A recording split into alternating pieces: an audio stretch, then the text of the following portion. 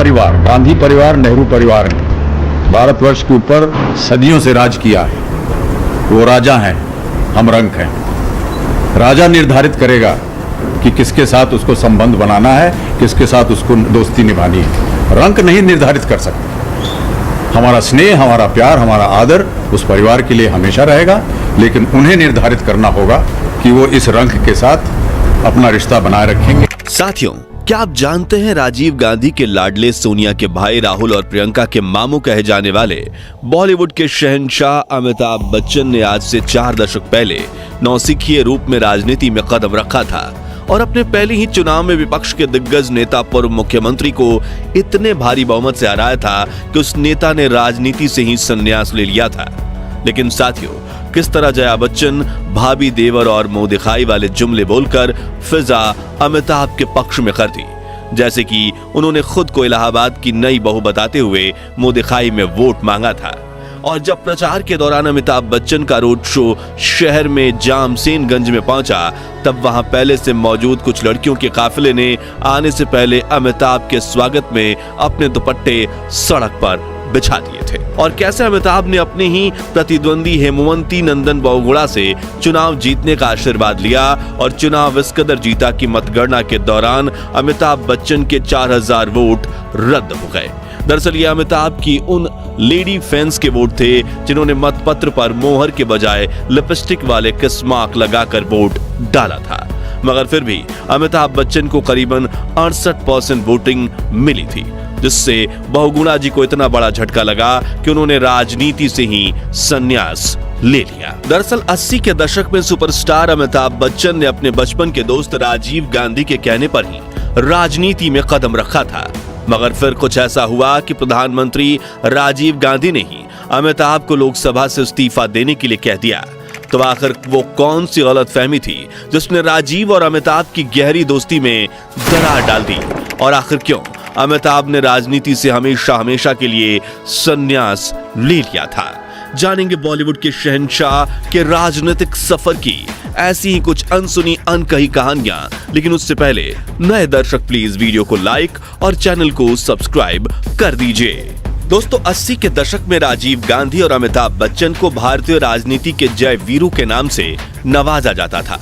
वरिष्ठ पत्रकार रशीद किदवई अपनी किताब में लिखते हैं कि अमिताभ और राजीव गांधी की नजदीकियां इतनी थी कि कई बार सरकार के कुछ अहम फैसले भी अमिताभ बच्चन से मशवरे के बाद लिए जाते थे और राजीव की सिर्फ एक आवाज पर अमिताभ ने एक्टिंग छोड़ राजनीति में उतरने का फैसला कर लिया था। लेकिन साल 1984 के उस ऐतिहासिक इलेक्शन के बारे में जानने से पहले हमें घड़ी के कांटे को उल्टी दिशा में घुमाकर राजीव और अमिताभ के बचपन की एक झलक देखनी होगी।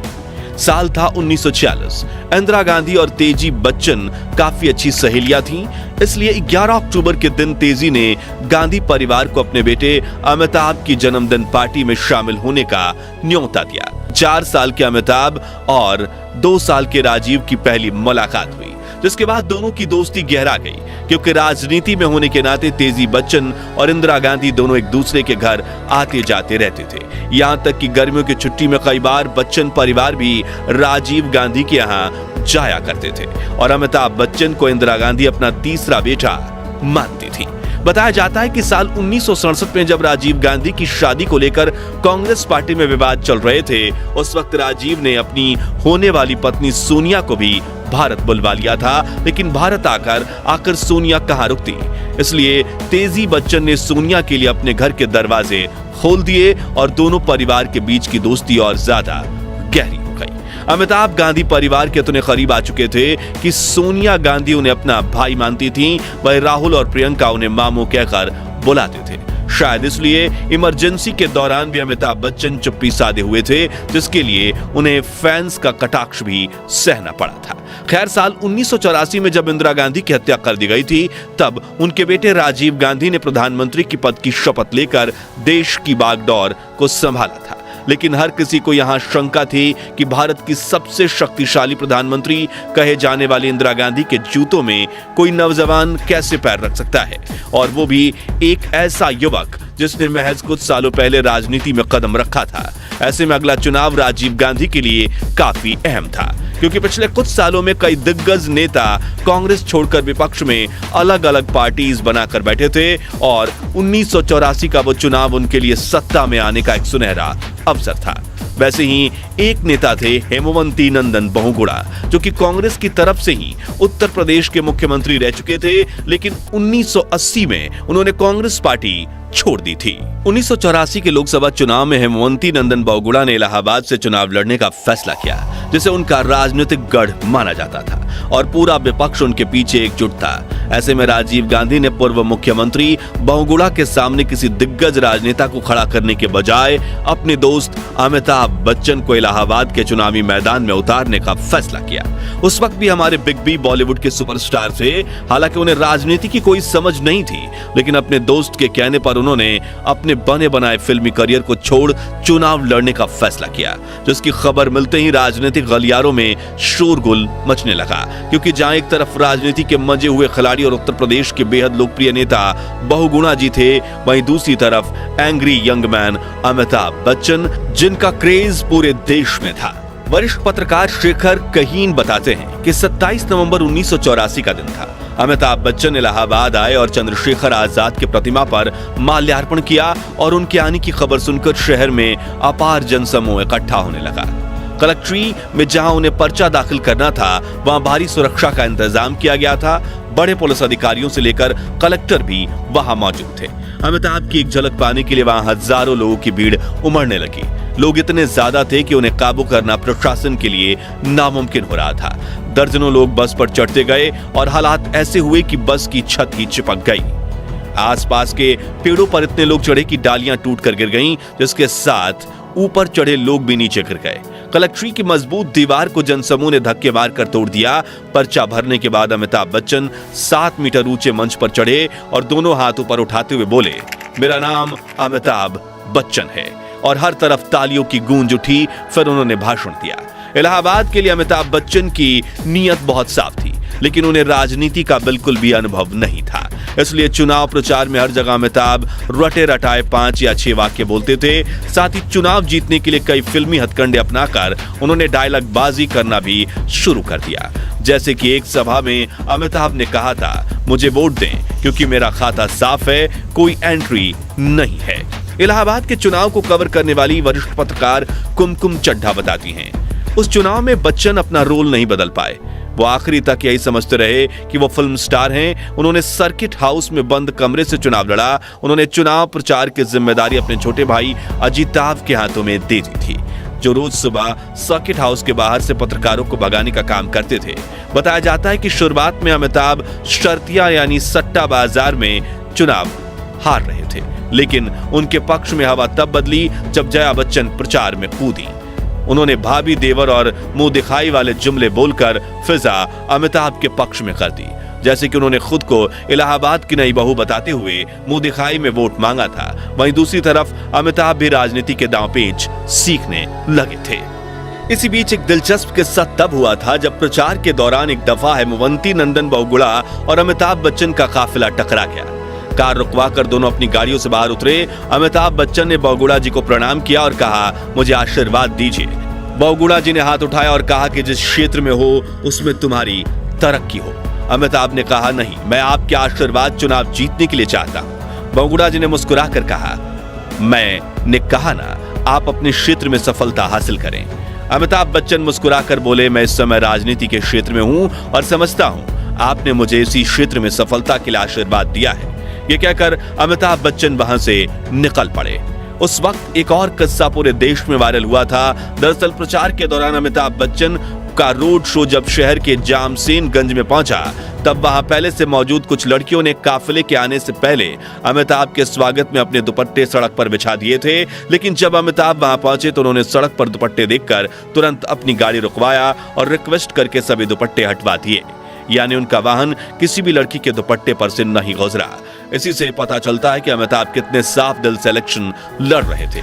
दूसरी तरफ हेमवंती नंदन बहुगुणा की छवि अमिताभ के फैंस की भीड़ के सामने कमजोर पड़ती दिख रही थी। खैर, फिर आया वो दिन जब चुनावी रिजल्ट अनाउंस होने वाले थे, जहां एक तरफ इंदिरा गांधी की मौत से राजीव गांधी को काफी सहानुभूति मिली और 514 लोकसभा सीटों में से 404 सीटों पर जीत हासिल कर राजीव भारी बहुमत से भारत के प्रधानमंत्री बने। वहीं दूसरी तरफ इलाहाबाद की जनता ने हमारे एंग्री यंग मैन पर इतना प्यार लुटाया कि अमिताभ बच्चन ने 1,87,000 वोटों से हेमवंती नंदन बहुगुणा को चुनावी मैदान में मात दे दी। हालांकि यहाँ एक मजेदार किस्सा ये है कि काउंटिंग के दौरान अमिताभ बच्चन के 4,000 वोट रद्द हो गए थे। दरअसल ये अमिताभ के उन लेडी फैंस के वोट थे जिन्होंने मतपत्र पर मोहर के बजाय लिपस्टिक वाले किस मार्क लगाकर वोट किया था, मगर फिर भी अमिताभ बच्चन को करीब 68% वोटिंग मिली थी, जिससे बहुगुणा जी को इतना बड़ा झटका लगा कि उन्होंने राजनीति से ही संन्यास ले लिया, जबकि अमिताभ बच्चन इलाहाबाद से लोकसभा सांसद बन गए। हालांकि करिश्माई जीत पर सवार राजीव गांधी और अमिताभ बच्चन का रंग 2 साल के भीतर ही फीका पड़ने लगा। बोफोर्स घोटाले का बवाल मचा और बेकसूर होने के बावजूद खुद पर उठती उंगलियां देखकर अमिताभ ने राजनीति से हमेशा के लिए तौबा कर ली, जबकि घोटाले के दाग ने राजीव को सत्ता से बेदखल कर दिया और असमय मौत ने उन्हें राजनीति में वापस कदम रखने का मौका ही नहीं दिया। वहीं अमिताभ ने अभिनय के लक्ष्मण रेखा में खुद को समेट लिया। अमिताभ बच्चन के इस्तीफे का ब्यौरा देते हुए राजनीतिक चाणक्य कहे जाने वाले माखनलाल फोतेदार अपनी किताब में लिखते हैं, मुझे वो दिन बहुत अच्छी तरह से याद है। अमिताभ राजीव जी से मिलने आए थे। करीब 2:45 पर उनकी बात शुरू हुई थी। सफेद कुर्ता पजामा पहन अमिताभ काफी अच्छे लग रहे थे। प्रधानमंत्री के घर 7 रेस कोर्ट रोड में जब ये लोग बैठे तो राजीव ने कहा, फोतेदार जी चाहते हैं कि आप इस्तीफा दे दें। मैं स्तब्ध था क्योंकि इस बारे में दोनों से ही मेरी कोई बात नहीं हुई थी, लेकिन ऐसे में अमिताभ ने जवाब दिया कि अगर वो चाहते हैं तो मैं इस्तीफा दे दूंगा, और उसी वक्त अमिताभ जी ने इस्तीफा लिखकर स्पीकर को भिजवा दिया। इस तरह इस घोटाले ने अमिताभ और राजीव की बचपन की दोस्ती में दरार डाल दी। हालांकि यहाँ गौर करने वाली ये बात भी है कि अमिताभ और राजीव दोनों में इसमें कोई इस घोटाले में आरोपी नहीं था। जी हाँ, जहाँ स्कैम को लेकर चल रहे कोर्ट केस में स्वीडिश पुलिस चीफ की गवाही के बाद अमिताभ को क्लीन चिट मिल गई थी, वहीं घोटाले का कोई भी सबूत कार्रवाई राजीव की तरफ नहीं ले गया, क्योंकि राजीव खुद इस घोटाले से अनजान थे। लेकिन अमिताभ और राजीव की दोस्ती पहले जैसी हो पाती, उसके पहले ही राजीव ने इस दुनिया को अलविदा कह दिया। अब तक सोनिया भी अमिताभ को राखी बांधना छोड़ चुकी थी, और हालांकि जब बच्चन परिवार के घर की आर्थिक तंगी ने दस्तक दी, तब समाजवादी पार्टी के नेता अमर सिंह ने उनकी मदद के लिए जया बच्चन समाजवादी पार्टी के साथ जुड़ गईं, जहां उन्हें राज्यसभा सांसद बनाया गया। आपको बता दें कि वहीं दूसरी तरफ कांग्रेस की कमान सोनिया गांधी ने संभाली थी। ये वही दौर था जब बच्चन और गांधी परिवार के रिश्तों में आई खटास की चर्चा हर तरफ होने लगी थी। अपने रिश्ते को लेकर हमेशा खामोश रहने वाले दोनों परिवार ने बिना नाम लिए एक दूसरे को ताना देना शुरू किया। उसका एक्सपीरियंस है, ये मैं देख चुकी हूँ। जब अमिताभ जी और हमारा परिवार बहुत तकलीफ में थे, बहुत भारी संख्या से जीतने के बावजूद